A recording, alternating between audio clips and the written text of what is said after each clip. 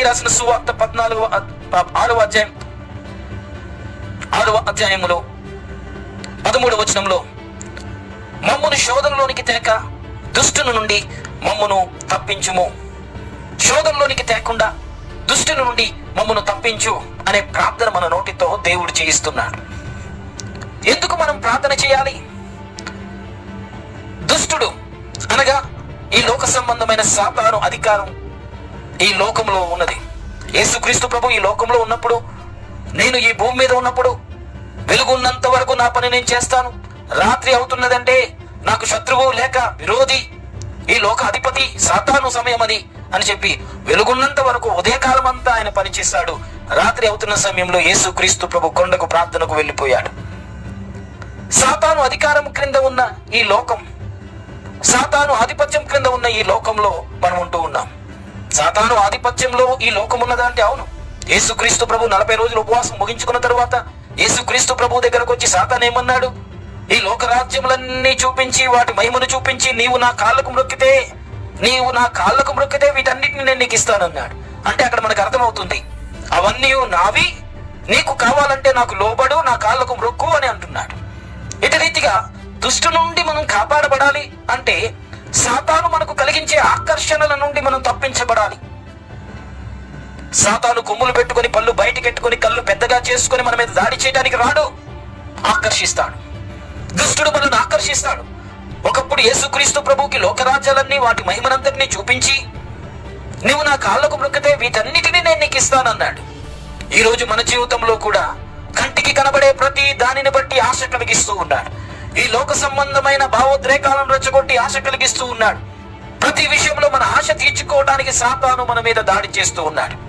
దుష్టుని నుండి మనం తప్పించబడాలి అంటే ఈ లోక సంబంధంగా సాతాను మన మీద పనిన పన్నాగాల నుండి కలిగించే ఈ ఆకర్షణలన్నిటి నుండి మనం తప్పించబడటానికి ప్రార్థన చేయాలి. అది ఖచ్చితంగా మన జీవితంలో మనం నేర్చుకోవాలి. ఒకప్పుడు పిల్లరా, మన పితరులను గూర్చి మనం ఆలోచన చేస్తే అబ్రహాముతో పాటు అప్పటి వరకు ప్రార్థనా జీవితాన్ని కలిగి ఉన్న లోతు అబ్రహామును విడిచిపెట్టి వెళ్ళిపోయిన తరువాత అక్కడ మనం గమనిస్తే అబ్రహామును విడిచిపెట్టి వెళ్ళిపోతున్న సందర్భంలో ఆ సొదొమ గొమొర్రా పట్టణాల వైపు చూసినప్పుడు ఆశీర్వాదకరమైన పట్టణాలుగా కనబడ్డాయి. అంతకు మించి దేవుని తోటగా కనబడ్డాయి. ఆకర్షించబడ్డాడు. దేవుని తోటగా ఉన్న పట్టణాలుగా భావించాడు. కానీ మోసపోయాడు. తనతో పాటు తన కుటుంబాన్ని కూడా నష్టపోయాడు. నయోమి సంగతి మనకు తెలుసు. యెరూషలేము అనగా దేవుని పట్టణంలో కరువు వచ్చినప్పుడు ఆ యెరూషలేమును వదిలిపెట్టి కింద మోయాబీలు ఉన్న ప్రాంతంలోనికి వెళ్ళిపోయింది. శాపగ్రస్తమైన దేశంలోనికి వెళ్ళిపోయింది. అయితే మోయాబీల దేశమే గొప్ప దేశం, అక్కడ వ్యాపారాలు చేయొచ్చు, నేను బ్రతకొచ్చు అని అనేక కలలు కని తన కుటుంబాన్ని తీసుకుని వెళ్ళిపోయింది. కానీ పర్యవసానం ఏంటి? నష్టపోయింది. భర్తను నష్టపోయింది, 2 కుమారులను పోగొట్టుకుంది, విధవరాలుగా మారిపోయింది. ఆఖరికి రూతు సహాయంతో మరలా యెరూషలేము పట్టణంలోనికి తిరిగి వచ్చింది. మన జీవితంలో ఆకర్షణ అనేది సాతాను మనకు కలిగిస్తూ ఉన్నాడు. ప్రతి దినము కూడా మనల్ని ఎట్టి రీతిగా వంచాలో, లోపరుచుకోవాలో, దాడి చేయాలో సాతాను దినదినం మన మీద కుతంత్రాలు పన్నాగాలు పన్నుతూనే ఉంటాడు. ఒకప్పుడు ఆదాము హవ్వల్ని ఎలా వారి మీద దాడి చేశాడు? కొమ్ములు పెట్టుకొని వచ్చి పళ్ళు బయట పెట్టి కాండ్రించి భయపెట్టి ఆదాము హవ్వల్ని లోపరుచుకున్నాడా? లేదు, ఆకర్షించాడు. దేవుడు తినవద్దని చెప్పిన పండు మాత్రమే మిమ్మల్ని బతికిస్తుంది, మీరు తింటే చావనే చావరు, మీ కళ్ళు తెరవబడతాయి, తింటే మీరు జ్ఞానవంతులైపోతారు, దేవుని దూతల్లాగా అయిపోతారని ఆకర్షించాడు. సాతాను దాడి అంటే ఏదో కలలు కంటూ ఉంటాం. రాత్రి పడుకున్నప్పుడు వచ్చి దాడి చేస్తాయేమో, లేకపోతే ఒంటరిగా చీకట్లో వెళ్తుంటే దాడి చేస్తున్నాయేమో. రకరకాల ఆలోచనలు, సాతాను దుష్టుడు మన మీద దాడి చేయాలంటే రకరకాల ఆలోచనలు మనం పెట్టుకున్నాం. అవన్నీ మనం పెట్టుకున్న ఆలోచనలు. కానీ సాతాను దాడి ఎలా చేస్తాడో బైబిల్ చెప్తుంది. ఒకప్పుడు ఆదాము హవ్వలను ఎలా ఆకర్షించాడో అదే రీతిగా ఆకర్షణలోనికి తెప్పి మనుషులను నాశనం చేసే అతి ప్రాముఖ్యమైన ఆయుధం సాతాను కలిగి ఉన్నాడు. మనిషికి అవిశ్వాసం కలుగజేసి దేవుని మీద అవిశ్వాసం కలిగేటట్టుగా పరిస్థితులను మార్చి, నీ ప్రార్థన దేవుడు వినటం లేదు, దేవునికి నీ ప్రార్థన వినబడటం లేదు, దేవుడు నిన్ను వదిలిపెట్టేశాడు, దేవుడికి నీకు సహాయం చేయడు అని తప్పుడు బోధించి అవిశ్వాసానికి గురి చేసి నీ మీద దాడి చేస్తూ ఉన్నాడు. కాబట్టి సాతాను ఆకర్షణ ద్వారా దాడి చేస్తాడు, అవిశ్వాసాన్ని కలిగించి ఇక దేవుడు నిన్ను వదిలిపెట్టేశాడు, ఇక నీ ప్రార్థన వినడు అనే భావన మనకు కలిగించి ఇక నిస్సహాయ స్థితిలో ఉండేటట్టుగా మన ప్రార్థనకి ఇక జవాబు రాదు అని ఎంతో బెంగ బాధ పెట్టుకుని అనుకునే రీతిగా, ఇక దేవుడు మనల్ని వదిలిపెట్టేశాడు, మన జీవితం అన్యాయం అయిపోయింది, రోడ్ల పాలైపోయిందనే భావన కలిగించే రీతిగా సాతాను మన విశ్వాసములో మార్పులు తీసుకొచ్చి అవిశ్వాసిగా మన జీవితాన్ని పతనం చేస్తాడు. కాబట్టి మన జీవితంలో సాతాను దుష్టుని యొక్క కీడు నుండి మనం ఎలా తప్పించుకుంటాం?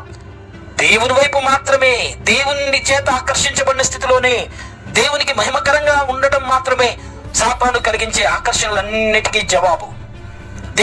దేవుణ్ణి మెప్పించే రీతిగా, దేవునికి ఇష్టమైన రీతిగా, దేవునికి మహిమకరంగా జీవించే జీవిత విధానమే సాతాను ఆకర్షణల నుండి మనల్ని తప్పిస్తుంది. రెండవది, వాక్యాన్ని నమ్మటం బట్టి. వినుట వలన విశ్వాసం కలుగును, వినుట క్రీస్తును గుర్చిన మాట వలన విశ్వాసం మనకు కలుగుతుంది. కాబట్టి ఈ దేవుని వాక్యమును బట్టి మాత్రమే సాతాను వేస్తున్న అవిశ్వాసపు బాణాల నుండి తప్పించబడతాం. కాబట్టి సాతాను మన మీద ఎలా దాడి చేస్తున్నాడో ఆ సాతాను కీడు నుండి, ఆ దుష్టుని నుండి మనం సంరక్షించుకునే రీతిగా ఈ ప్రార్థన మనతో చేయిస్తున్నాడు. ఒకప్పుడు ఆకర్షణకు లోనయ్యారు ఆదామవ్వలు, అవిశ్వాసానికి లోనయ్యారు ఆదామవ్వలు, చివరిగా వారు పతనమైపోయారు. అదే రీతిగా రెండు బాణాలు, ఆకర్షణ అనే బాణం, అవిశ్వాసం అనే బాణం, ఈ రెండు బాణాలు సాతాను ప్రతి దినం మన మీద దాడి చేస్తూ ఉన్నప్పుడు మనల్ని మనం సంరక్షించుకోవాలి. యేసుక్రీస్తు ప్రభు ఒక ప్రార్థన ఈ భూమి మీద ఉన్నప్పుడు చేశాడు. యోహాను రాసిన సువార్త 17వ అధ్యాయంలో 15వ వచనంలో ఇక్కడ ఇలా ప్రార్థించాడు: నీవు లోకంలో నుండి వారిని తీసుకొని పొమ్మని నేను ప్రార్థించటం లేదు అని తండ్రితో అంటున్నాడు. లోకంలో ఉన్న వీరు నీ చేత తప్పించబడాలి, వీరు ఈ లోకంలో నుండి పైకి ఎత్తబడిపోవాలి సాతాను కుతంత్రాల నుండి అని అనట్లేదు. ఎందుకు అనట్లేదు? ఇక్కడ చాలా వివరంగా గమనించండి. నీవు లోకంలో నుండి వీరిని తీసుకొని పొమ్మని, పిరికి వాళ్ళగా వీళ్ళని చేయమని, సాతాను వీరి మీద దాడి చేస్తుంటుంటే వీరిని తప్పించి పిరికి వాళ్ళగా వీరిని మార్చి పైకి తీసుకుని వెళ్ళిపోమని, లోకంలో నుంచి తప్పించేసేయమని, ఇంకొక ప్లానెట్ లో పెట్టమని నేను ప్రార్థన చేయట్లేదు అంటున్నాడు. కానీ ఏమని ప్రార్థన చేస్తున్నాడు? దుష్టుని నుండి వీరిని కాపాడు అనే ప్రార్థన చేశాడు. ఇదే భూమి మీద ఉండాలి. దురాత్మ యొక్క ఆధిపత్యం ఎక్కడున్నదో, సాతాను యొక్క ఆధిపత్యం ఎక్కడున్నదో అక్కడే మనం ఉండాలి దేవుని కుమారులాగా. కానీ దుష్టుని ఎదిరించే జీవితం కలిగి ఉండాలి. దుష్టుని యొక్క బాణాన్ని తిప్పికొట్టే రీతిగా మనం జీవించాలి. ప్రతి దుష్టుని యొక్క కుతంత్రాలన్నింటినీ మనం ఎదురు తిరిగి వాటన్నిటిని నాశనం, నిర్వీర్యం చేసే రీతిగా మనం జీవించాలి. ఇది మన యొక్క జీవితంలో దేవుడు కోరుకున్నది. కాబట్టి భూమి మీద ఉన్నప్పుడు దుష్టినిపై విజయాన్ని పొందే ప్రార్థన యేసుక్రీస్తు ప్రభు మన కొరకు ఈ భూమి మీద ఉన్నప్పుడు ఆయన చేశాడు. అదే రీతిగా ఆయన ఒకసారి పేతురు విషయంలో కూడా ఆయన ప్రార్థన చేశాడు. ఏమని ప్రార్థన చేశాడు, ఎలా ప్రార్థన చేశాడు అనేది యేసుక్రీస్తు ప్రభువే ఆ విషయాన్ని పేతురుతో చెప్పాడు. ఒకసారి ఆ విషయాన్ని నేను మీకు చూపించాలని ఆశిస్తూ ఉన్నాను. లూకా రాసిన సువార్త 22వ అధ్యాయం 31-32 వచనం. లూకా రాసిన సువార్త 22వ అధ్యాయం 31-32 వచనాలు నేను చదువుతున్నా. సీమోను, సీమోను, ఇదిగో సాతాను మిమ్మును పట్టి గోధుమల వలె జల్లించుటకు మిమ్మును కోరుకున్నాడు. కానీ ఏమనుకున్నాడంటే సాతాను మిమ్మును పట్టి గోధుమల వలె జల్లించాలని, శిష్యులందరినీ అతలాకుతలం చేయాలని, వారికి అవిశ్వాసం కలిగించాలని సాతాను మిమ్ములను గోధుమల వలె జల్లించుటకు కోరుకున్నాడు. కానీ మీ నమ్మిక తప్పిపోకుండా ఉండునట్లు, మీకు అవిశ్వాసం కలగకుండా ఉండునట్లు నేను మీ కొరకు వేడుకొన్నాను అని చెప్తున్నాడు. కాబట్టి సాతాను మన మీద దాడి చేస్తున్నప్పుడు, అవిశ్వాసాన్ని మనకు కలిగించే ప్రయత్నం చేస్తూ ఉన్నప్పుడు యేసుక్రీస్తు ప్రభు ఈ లోకంలో ఉండి తన యందు విశ్వాసం ఉంచిన వారి కొరకు యేసుక్రీస్తు ప్రభు ప్రార్థన చేశాడు, మన నమ్మిక తప్పిపోకూడదని. ఇప్పుడు కూడా అదే పని చేస్తూ ఉన్నాడు. హెబ్రీయులకు రాసిన పత్రిక 7వ అధ్యాయంలో యేసుక్రీస్తు ప్రభు తండ్రి కుడిపార్శ్వమున ఉండి ఇప్పుడు కూడా అదే ప్రార్థన, తన యందు విశ్వాసం ఉంచిన వారి కొరకు ప్రార్థన చేస్తూ ఉన్నాడు. హెబ్రీయులకు రాసిన పత్రిక 7వ అధ్యాయం 25వ వచనంలో రాయబడిన మాట: ఈయన తన ద్వారా దేవుని యొద్దకు వచ్చి వారి పక్షమున విజ్ఞాపన చేయుటకు నిరంతరము జీవించుచున్నాడు అని అంటూ, కనుక వారిని సంపూర్ణంగా రక్షించుటకు శక్తిమంతుడిగా ఉన్నాడు. ప్రతి వ్యక్తి జీవితంలో సంపూర్ణమైన భద్రత కలిగించే శక్తిమంతుడిగా యేసుక్రీస్తు ప్రభు ఉన్నాడు. ఒక్కసారి మన జీవితాన్ని గురించి మనం ఆలోచన చేద్దాం. మనం రక్షించబడి ఎన్ని సంవత్సరాలైంది? ఇంతకాలం దేవునిలో మనం నిలవగలిగాము అంటే అది ఎవరి కృప? ఎవరు మనకు సహాయం చేస్తున్నారు? తప్పిపోయే సందర్భాలు వచ్చాయి, దేవుని విడిచిపెట్టే సందర్భాలు వచ్చాయి, దేవుని మీద అవిశ్వాసం వచ్చి నిరుత్సాహపడిన సందర్భాలు వచ్చాయి, దేవుడు మనల్ని వదిలిపెట్టాడేమో అని నిస్సహాయ స్థితిలోనికి వెళ్ళిన సందర్భాలు వచ్చాయి. ఎన్ని పరిస్థితులు మార్పు చెందినప్పటికీ రక్షించబడిన దినం మొదలుకొని ఎన్ని సంవత్సరాలైందో ఇప్పటి వరకు రక్షణలో స్థిరముగా నిలిచి ఉన్నామా? దానికి కారణం ఒకటే, అది మన భక్తి జీవితం బట్టో, మనం చేసిన ప్రార్థనను బట్టో, లేక వేరే కారణాలు ఏవి కావు. యేసుక్రీస్తు ప్రభు నేటికి తండ్రి కుడి పార్శ్వమున కూర్చొని మన కొరకు విజ్ఞాపన చేస్తూ మనల్ని సంరక్షించే ప్రార్థన చేస్తూ ఉన్నాడు. కనుక ఈ లోక సంబంధమైన జీవితంలో విజయవంతమైన జీవితాన్ని జీవించగలుగుతున్నాం. అదే ప్రార్థన మనతో కూడా చేయిస్తూ ఉన్నాడు. అదే ప్రార్థన మనకు నేర్పిస్తూ ఉన్నాడు. మత్తయి రాసిన సువార్త 6వ అధ్యాయంలో అదే ప్రార్థన మనకు నేర్పిస్తూ ఉన్నాడు. 13వ వచనంలో, మమ్మును శోధనలోనికి తేక దుష్టుని నుండి మమ్మును తప్పించుము. ఒకవైపు ఆకర్షణ కలిగించే రీతిగా దేవుని కన్నా గొప్ప కార్యాలు సాతాను చేసేవాడుగా, దేవుని దగ్గరకు వస్తే ఏముంది ఈ లోకంలో, సాతాను కలిగించే ఆశీర్వాదమే, ఈ లోక సంబంధమైన ఆశీర్వాదమే గొప్పదిగా చూపించి ఒకవైపు సాతాను ఆకర్షిస్తూ ఉన్నాడు. రెండో వైపు దేవుణ్ణి ప్రార్థన వినటం లేదు, దేవుణ్ణి వదిలిపెట్టేశాడని దేవుడి మీద అవిశ్వాసం కలిగించే రీతిగా అవిశ్వాసం అనే బాణం వేస్తూ ఉన్నాడు. ఈ రెండు రీతులుగా సాతాను మీద మన మీద దాడి చేస్తున్నప్పుడు మనం చేయాల్సిన ప్రార్థన ఇదే: మమ్మల్ని శోధనలోనికి తేకుండా మమ్మల్ని దుష్టిని నుండి తప్పించుము అనే ప్రార్థన మనం చేయాలి. ముగింపులోనికి మనం వచ్చాం కదా. మమ్మల్ని తప్పించుము అనే ప్లేస్ లో 2 సంఖ్య వేసి ఫుట్ నోట్ లో ఒక మాట రాయబడింది. కింద రాజ్యము, బలము, మహిమయు నీవై ఉన్నవి తండ్రి. ప్రాచీన ప్రతులలో తర్జుమా చేయబడిన విషయాన్ని ఇక్కడ రాశారు. కాబట్టి దేవుని యొక్క రాజ్యము, అలాగే బలము, మహిమ నిరంతరము ఉన్నాయి అని మనం ఒప్పుకోవాలి. నిరంతరం దేవుని యొక్క రాజ్యం అనేది స్థిరమైనదని, ఆయన ఒక్కడు మాత్రమే రాజుగా ఉన్నాడని, ఆయనకు విరోధంగా ఎలాంటి రాజ్యము, ఎలాంటి రాజు, పరిపాలన చేసే ప్రభువు ఎవరు లేరని, ఆయన రాజ్యం అనేది స్థిరమైన రాజ్యమని, ఆయన రాజ్యం అనేది శాశ్వతమైన రాజ్యమని మన జీవితంలో మనం ఒప్పుకోవాలి. రెండవది బలము. దేవుడు ఒకప్పుడు గొప్ప కార్యాలు చేశాడు, ఒకప్పుడు ఎర్ర సముద్రం పాయలు చేశాడు, ఒకప్పుడు మన్నాను 40 సంవత్సరాలు కురిపించాడు, ఒకప్పుడు ఎరుకో గోడలు కోలుకొట్టాడు, ఒకప్పుడు కాదు. ఆయన నిన్న నేడు ఏకరీతిగా ఉన్నాడు. పాత నిబంధన కాలంలో ఎలాంటి శక్తి కలిగిన కార్యాలు చేశాడో అదే శక్తి కలిగిన కార్యాలు నేటికి చేస్తున్నాడు. ఆయన బలము నిరంతరం ఉంటుంది. చాలా మంది యొక్క భావన, అపోస్తలుల కార్యాల గ్రంథంలోనే అద్భుతాలు జరిగాయి. అపోస్తలులు మొట్టమొదటి సెంచరీలో, మొట్టమొదటి కాలంలో, ఆ అపోస్తలుల కాలంలోనే దేవుడు అద్భుతాలు చేశాడు. అలాంటి అద్భుతాలు జరగవు, ఈ కాలంలో జరగవు అనే భావనలో చాలా మంది ఉంటున్నారు. బైబిల్ ఏమని సెలవిస్తుంది? ఆయన రాజ్యం ఎప్పటికీ ఉంటుంది, ఆయన బలం ఎప్పటికీ ఉంటుంది, ఆయన మహిమ ఎప్పటికీ ఉంటుంది. వీటిలో ఎలాంటి మార్పు లేదు. ఆయన ఎప్పటికీ సజీవుడే, ఆయన ఎప్పటికీ బలవంతుడే, ఆయన ఎప్పటికీ శక్తి కలిగిన వాడే.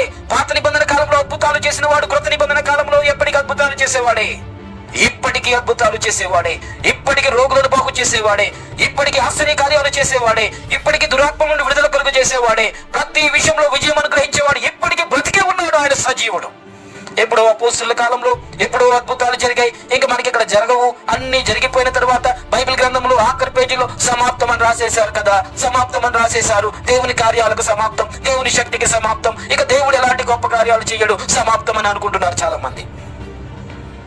దేవుడు అప్పుడు బ్రతికుండి ఇప్పుడు చనిపోయాడా? దేవుని శక్తి అప్పుడు బలముగా ఉండి ఇప్పుడు బలహీనమైందా? అప్పుడు ఉన్న దేవుడు ఇప్పటికీ ఉన్నాడు. యేసుక్రీస్తు నిన్న నేడు ఏకరీతిగా ఎప్పటికీ ఉంటాడు. పాత నిబంధన కాలంలో ఉన్న దేవుడు క్రొత్త నిబంధనలో ఉన్నాడు. క్రొత్త నిబంధనలో ఇప్పుడు ఈ తరములో ఉన్న మనతో పాటు ఉన్నాడు. అదే గొప్ప కార్యాలు చేయగలిగిన సమర్థుడిగా ఉన్నాడు. అందుకే ప్రార్థన చేస్తున్నప్పుడు ఆయన రాజ్యం ఎప్పటికీ చెక్కు చెదరదని, ఆ రాజ్యాన్ని కూలగొట్టే రాజ్యం ఇక ప్రపంచ చరిత్రలో ఎప్పుడు ఎక్కడ ఉండదు అని, ఆయన రాజ్యం శాశ్వతమైనదని మనం ఒప్పుకోవాలి ప్రార్థనలో. రెండవది ఆయన బలము, ఆయన శక్తి, అది ఎప్పటికీ, అది పాత నిబంధన కాలమైనా, ఇప్పటి కొత్త నిబంధన కాలమైనా, రాబోతున్న కాలమైనా, ఎప్పటికీ ఆయన శక్తి, ఆయన బలము అది శాశ్వతం అని మనం ఒప్పుకోవాలి. ఇక చివరిగా ఆయన యొక్క మహిమ. ఈ భూమి మీద ఉన్న మనం దేవుడు ఎప్పటికీ మహిమ పొందడానికి ఆయన అర్హుడే అనే విషయాన్ని గుర్తించుకోవాలి. దేవుని దూతలు ఎప్పుడు ఆయన్ని స్తుతిస్తూ పరిశుద్ధుడు పరిశుద్ధుడు పరిశుద్ధుడని ఆయనకు ప్రతిగానాలు ఎందుకు చేస్తూ ఉన్నారు? ఎప్పటికీ ఆయన మహిమ పొందడానికి అర్హుడు. పరలోక రాజ్యంలోనికి వెళ్ళిన తరువాత మనము కూడా ఎప్పటికీ దేవుణ్ణి స్తుతిస్తూ ఆయన మహిమను కొనియాడే రీతిగానే ఉంటాం. కారణం ఏంటంటే ఆయన మహిమ అనేది శాశ్వత కాలం మనం చూడబోతున్నాం. ఆయన మహిమ అనేది ఎప్పటికీ చిరస్థాయిగా ఉండబోతున్న విషయాన్ని మనం గుర్తించబోతున్నాం. కాబట్టి పరలోక రాజ్యంలో మనము గుర్తించే విషయాలు, ఆయన రాజ్యం ఎప్పటికీ శాశ్వతమని, ఆయన బలం ఎప్పటికీ శాశ్వతమని, ఆయన మహిమ ఎప్పటికీ శాశ్వతమని మనము గుర్తించే రోజును దేవుడు ఏర్పాటు చేస్తున్నాడు. కాబట్టి మన జీవితంలో ప్రార్థన చేస్తున్న మనము దేవుడు ఏ రీతిగా ప్రార్థన నేర్పించాడో ఆ ప్రార్థన మనం చేస్తూ చివరిగా ఆయన రాజ్యమును, ఆయన బలమును, ఆయన మహిమయు అది ఎప్పటికీ చెక్కు చెదరకుండా అది శాశ్వతమైనది అని మనం గుర్తించి దేవునికి చెందవలసిన ఘనత చెల్లించి దేవుని మహిమపరిచే జీవితాన్ని జీవిద్దాం. దేవుడి మాటలు దీవించిన గాక. చిన్న ప్రార్థన. కృపా సత్య సంపూడైన గొప్ప తండ్రి, నీకు వందనాలు. ఈ వాక్యం మాలో ముద్రించండి. ఈ వాక్యానుసారమైన జీవితాన్ని మీరు మాకు నేర్పించండి. నీకు మహిమకరంగా, నీ నామమునకు మహిమకరంగా మా జీవితాలను మలచమని ప్రార్థన చేస్తూ ఉన్నాం. ఈ వాక్యం విన్న ప్రతి ఒక్కరిని నీ కాపుదలకు అప్పగిస్తూ యేసు నామమున ప్రార్థించి అడిగి వేడుకొనుచు ఉన్నాము తండ్రి. ఆమేన్.